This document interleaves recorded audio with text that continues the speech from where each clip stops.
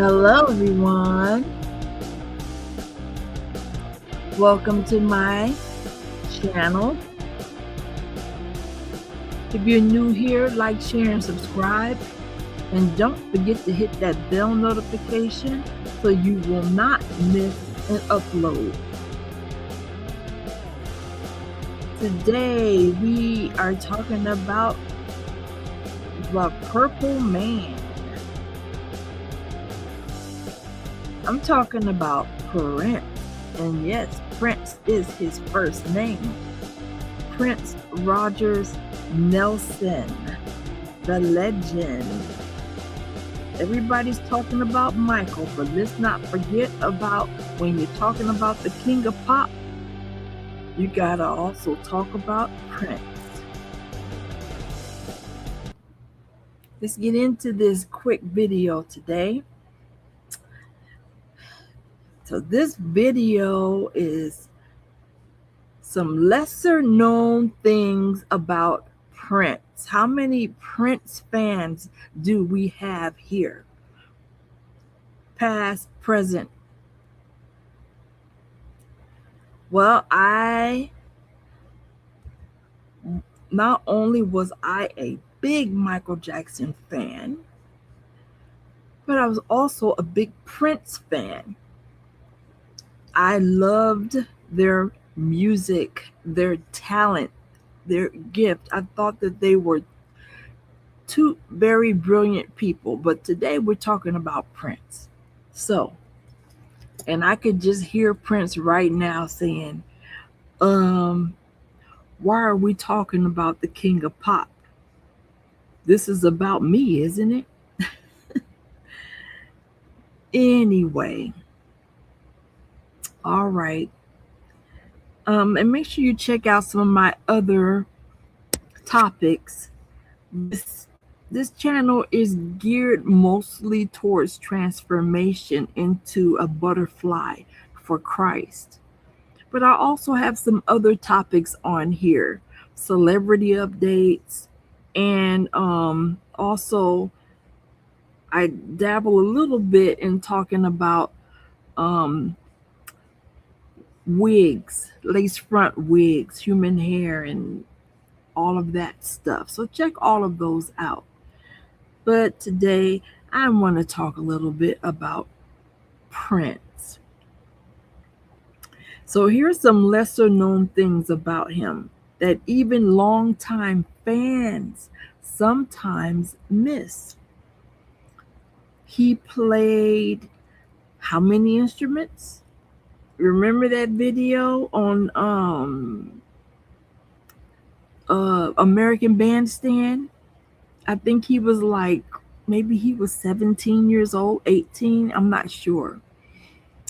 And he was asked by Dick Clark, so how many instruments do you play? And he just kind of clammed up and couldn't think. Come on, you know you've been there before. Don't give the man a hard time. He's human, just like we are. And he was very young and very shy and introverted. So give him a break, okay? But he played 27 instruments.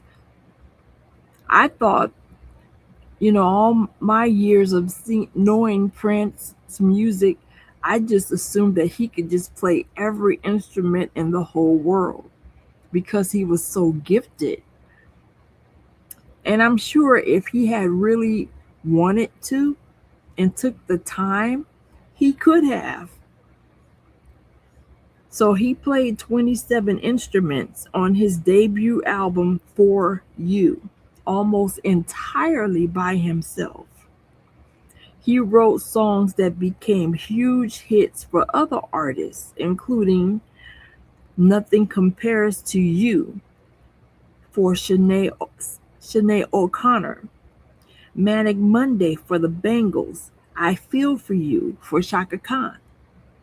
He changed his name to an unpronounceable symbol in the 1990s during a battle with Warner Brothers Records over ownership and artistic control. Media outlets often called him the artist formerly known as Prince. I'm sure Prince fans and non-Prince fans remember that time. He was writing slave on his face. Yeah. Prince has a creative way of expressing himself. Prince reportedly kept a vault of unreleased music at his studio complex, Paisley Park. After his death, engineers discovered thousands of unreleased recordings. And whether or not they're going to release those, I tell you like this, I'll probably be dead before they release them that many songs, that much music. But hey, he was on a mission, a music mission, and that's what he did. So, by the way, I did get an opportunity to visit Paisley Park after he passed away when his sister and his sister Taika was doing tours.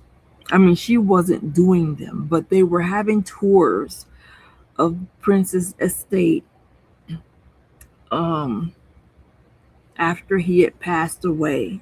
So, and I didn't know how long they were going to be doing that. So I hurried up and and got myself a ticket for me and my daughter, and we only stayed in Minneapolis. I had never been to Minneapolis, but we went out there. Let's say let's say we went out there on a Friday, checked in our hotel. Saturday, we went to Paisley Park, and later Saturday evening, we was on our flight back to California. That's literally how, we just hopped in and hopped out. But I would love to go back there and have more time because I'm sure because I'm like the the the club where they film some of the Purple Rain movie and different things. It would be interesting to go and take your time and really kind of explore. Prince reportedly kept a vault of unreleased music. Okay, like I said, he was deeply spiritual and became a member of the Jehovah's Witnesses in the early 2000s. And some people were surprised to learn he even did door to door ministry. And isn't that interesting? Because Michael Jackson was also raised a Jehovah's Witness. And he too was going door to door, but I believe he wore a disguise. And guess what? I was a Jehovah Witness, and I went door to door. So, and we all have something in common. Despite his flashy stage persona, he was known to be intensely private and avoided many interviews. And that's what I loved about him is the fact that he was so mysterious. It just made you want to know want it just made you it just drew you towards him more and more. Like he was teasing you, you know. He was a basketball fanatic and played regularly at Paisley Park. Former players and musicians have talked about late night games after concerts.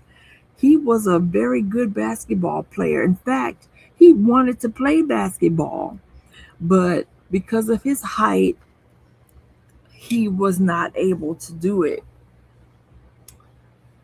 Um, so, and actually, when I have to tell you about what it was like when I went to Paisley Park, okay?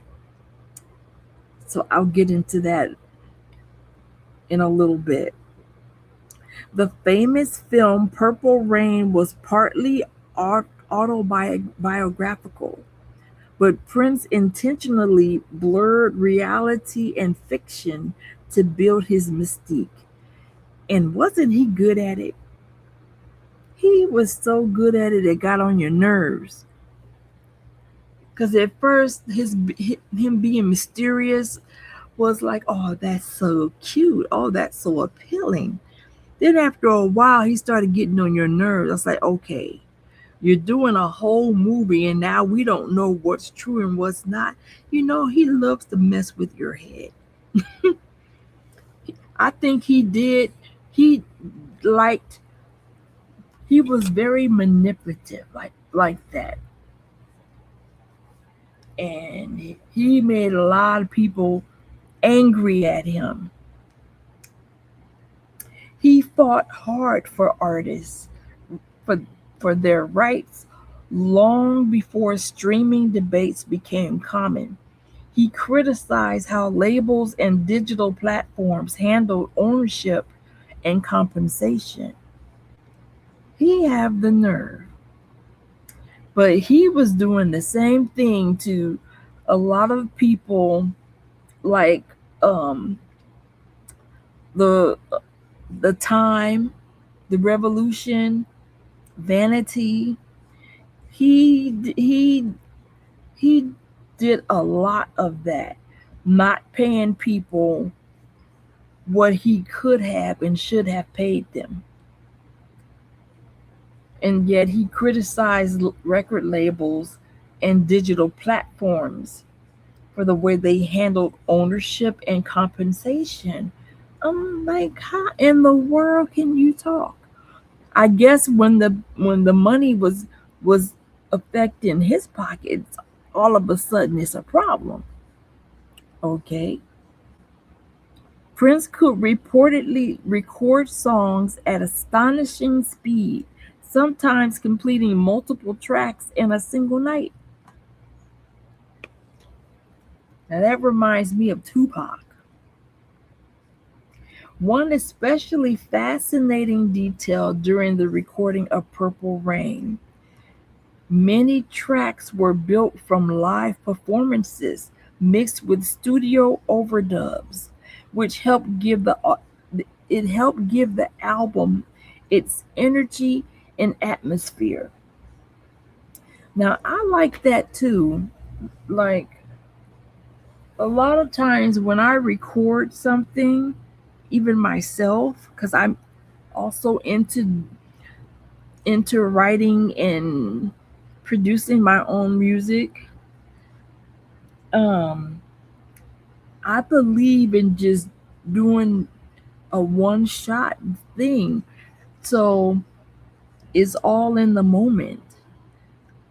And then I may go back in and, fix some things that I absolutely don't like.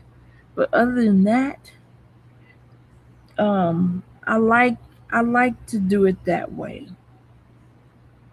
And sometimes the live version of songs sound better,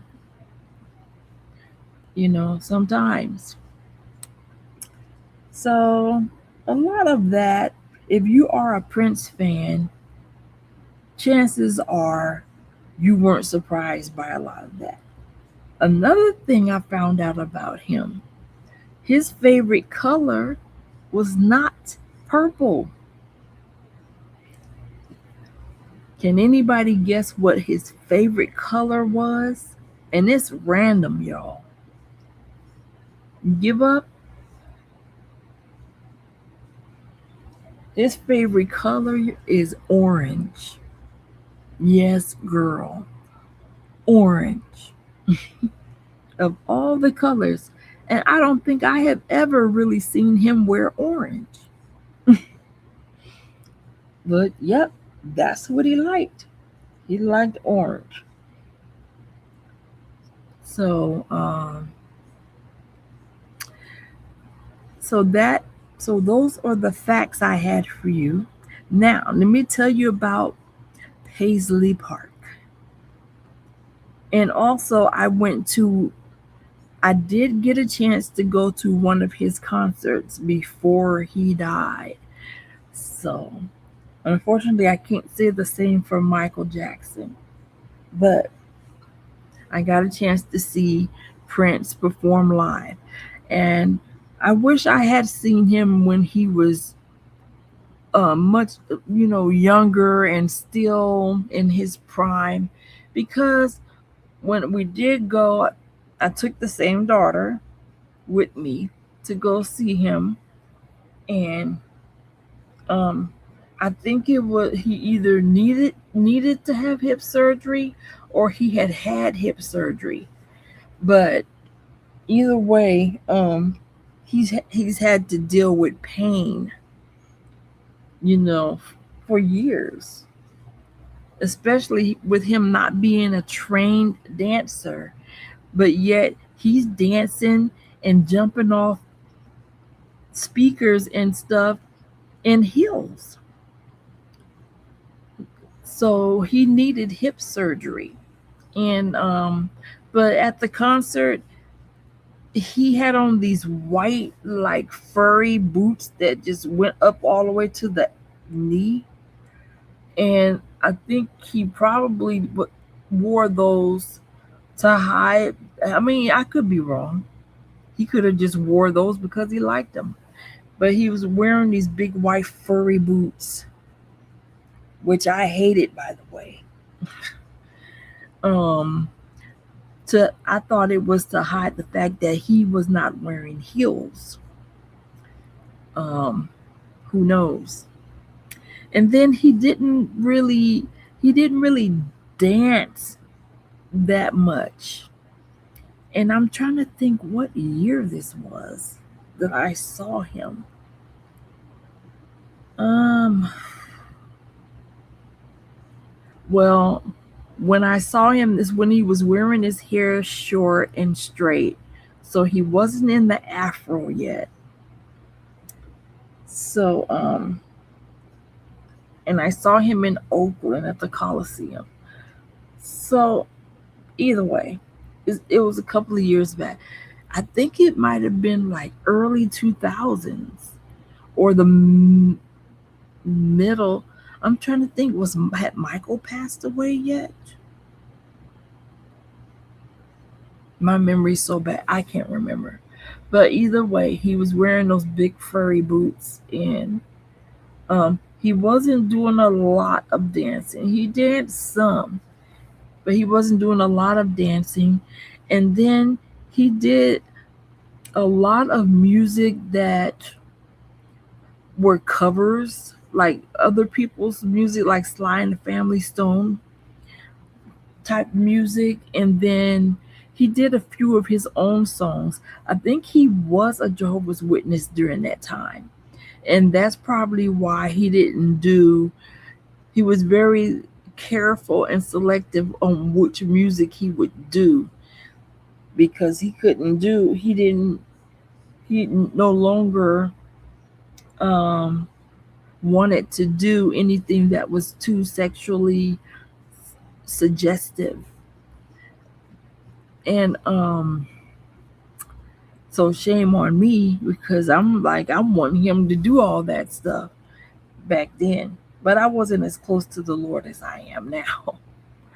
But and then he did some music that we didn't know. But some of his main songs, he didn't do them. So I was so disappointed. It's like, okay, here's my first time seeing Prince perform. And I waited all these years to be able to go, and took my daughter along, who was also a big fan. And I was like, what happened to this amazing performer that I heard about?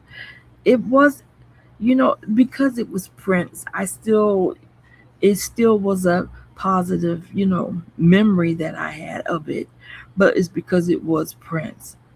So, but it wasn't, as good as I expected it to be. But anyway, but that doesn't change the fact that Prince is a very gifted, legendary artist, and he will always be. Now, I want to talk about when we went to Paisley Park. So, um, oh, and I got one more thing to share. Brown Mark. I had never heard of Brown Mark. Brown Mark he played the bass, and he took the place of Andre Simone, I believe. And if you know Prince and his story, then you know Andre Simone. So I'm not going to go all into that. But Brown Mark replaced him and became the bass player, and he started playing with Prince. I think all the way back to like the 1999 tour, on the 1999 era, and he was even still with him as part of the Revolution. And he was in Purple Rain. I don't believe he didn't have a speaking part, but he was definitely there. And turns out he, years later, like in the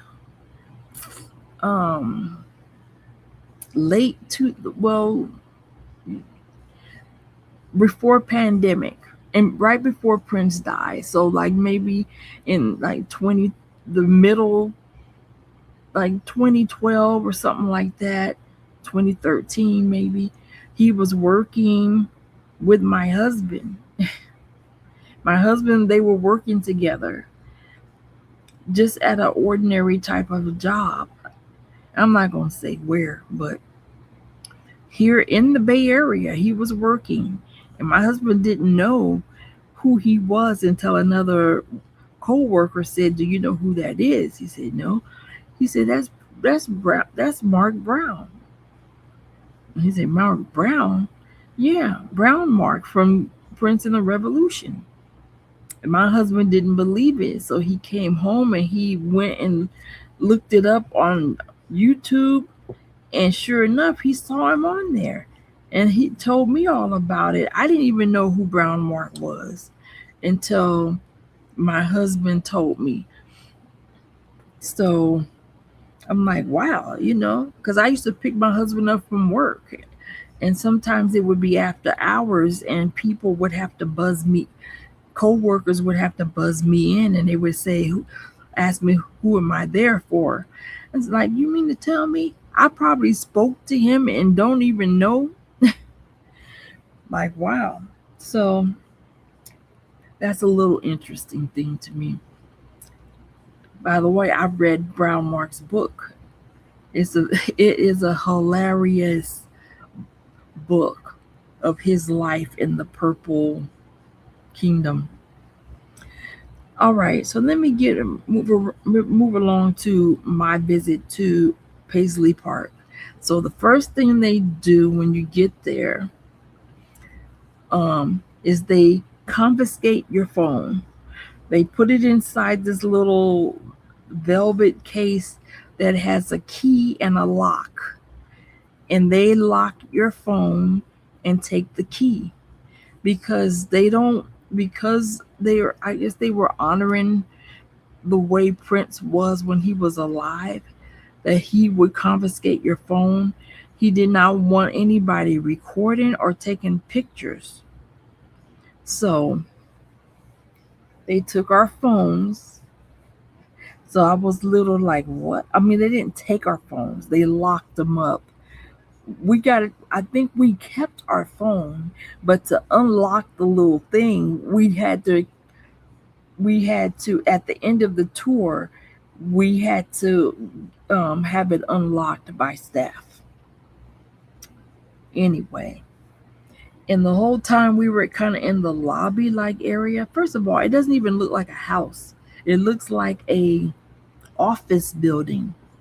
I was like, wow, Prince, you are so weird. It looks like an office building. Like there's no like there's no like backyard with all this grass, and it just looks, you've seen Paisley Park. Well, that's where he was living. So you go into walk in, there's kind of a lobby area, looking area, look straight ahead. There's like, from trying to remember, there's like picture of his eyes and from the Raspberry Beret video. I think that's where it was from. And there's these blue and white, like white clouds with a blue background. Anyway, and the time that we were there, my daughter and I, we're like looking around trying to figure out where was the elevator that he died in. Well, of course, they had that area covered up. They had the elevator covered up. And so then we walked through, and then walked through the tour starts. We walked through the doors where, below where the eyes are. And then there's this big area, and you can see, like, if you look up, it's got like a what is it called? Where you can see through the roof up to the sky, like a sunroof kind of thing. Anyway, and then you can kind of see like this upstairs like balcony area, and there was bird cages where you could see the doves. There were actually doves in the bird cage. And then there was a little small urn. There was a little smaller version of Paisley Park.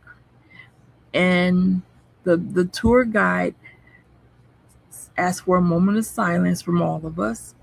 And then he told us, I don't know if he told us that was where his ashes were. And then we had the moment of silence. But yeah, so it was creepy because they had the little small miniature version of Paisley Park with Prince's ashes inside of it, right there by where the doves were. And I think they said the doves seemed a little confused and distressed ever since Prince died. And it's interesting how our pets will react, when their owner passes away. They seem to know it, or they can sense it. So then we did that, and then the rooms were the different. I'm trying to remember because this was back in 2000. I think we went in 2016, the same year that he had passed away. So I'm trying to remember. And so all the rooms had like a theme. Like there was like the Purple Rain room and stuff like that. So we went in the Purple Rain room, and there was the motorcycle from Purple Rain and the long purple jacket that he wore in the movie as well. And then there was like a video playing different parts of the movie. And then so it showed like some of his outfits with the matching boots. Of course, they weren't where you could touch the actual outfit, and then there was one part where we saw a piano in an office, And then he had these fancy chairs in there. And they said they tried to keep everything the way it was the day that he died. So there was a pair of his, were they Reebok?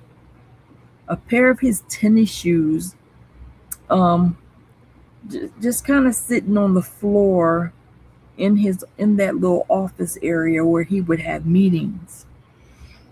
And then he had this big piano, and you could see the scuff marks from him standing on it dancing.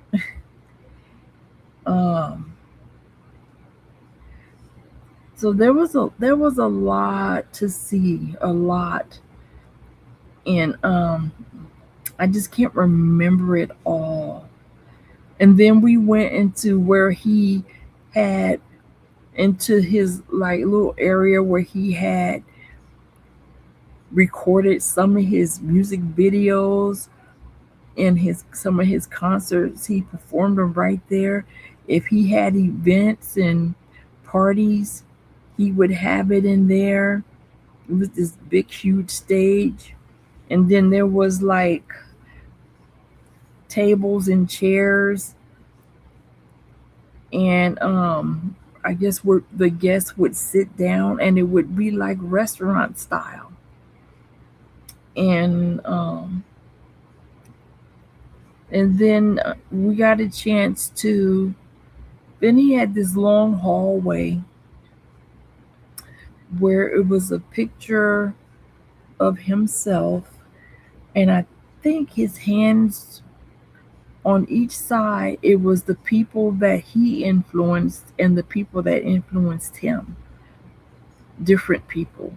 And also, I know I'm going backwards. There was a letter from the President Obama giving his condolences. They had that on the wall in a frame. So there was just all these different things. And then we got a chance to purchase um, stuff like t-shirts and purses and jackets and stuff like that, hats, just things that so of course my daughter and I bought things and I still have them. And then we also were able to buy like some of the pastries and things that he liked, that the cook would cook for him. So they had those things for sale. So I bought some cookies. I think they were vegan. Some cookies and maybe some muffins or something like that. And they were very good, by the way. They were really good. And so, and then after the tour was over, you're able to unlock your phone, and then they did make a area available to you where you can take selfies and pictures. So, but as far as the inside the tour, no, they don't allow you to take your phone or to have access to your phone. And then we paid for the cheapest tour package. I guess the cheapest tour. But if I go again, I'm going to pay for the whole tour, because I believe you get to see the upstairs also with the that reminds me, we got a chance to go in his recording studio, and the tour guide played the music that Prince was working on either the day he died or it's the last thing he was working on. So we were hearing something that the public had not heard. So that was such a treat, right? And we got a chance to go in there and look around, and so, and then there was an area where he had where he would watch basketball, and he'd watch TV and basketball. And there was a like a table. There was like a not a tablecloth, but there was a table and chair. What is that long table called? But anyway, he had his remote there and some magazines there. So they tried to keep things the way he left it. So anyway, it was a nice tour, and it was worth going all the way to Minneapolis to see. Okay. So when I hope to go back and do the full tour. And and there's some other tourist attractions that I would love to go to. I just find that kind of stuff interesting. I do at some point. I did go and tour. Speaking of touring, I did go and tour the if you know about the TV show called Dallas with J.R. Ewing, the man people love to hate. While we were in, my daughter and I were the same daughter for all of this. She got injured in Texas, in Dallas, Texas. So I flew out there to be there to take care of her. And then while I was there, I decided that, hey, I'm all the way out here. I want to go and see the house. So we went, and I have lots of pictures, so I will do a video on that one too, because that was very interesting. Okay, so that is it. That's all for all my print stories. See you next time.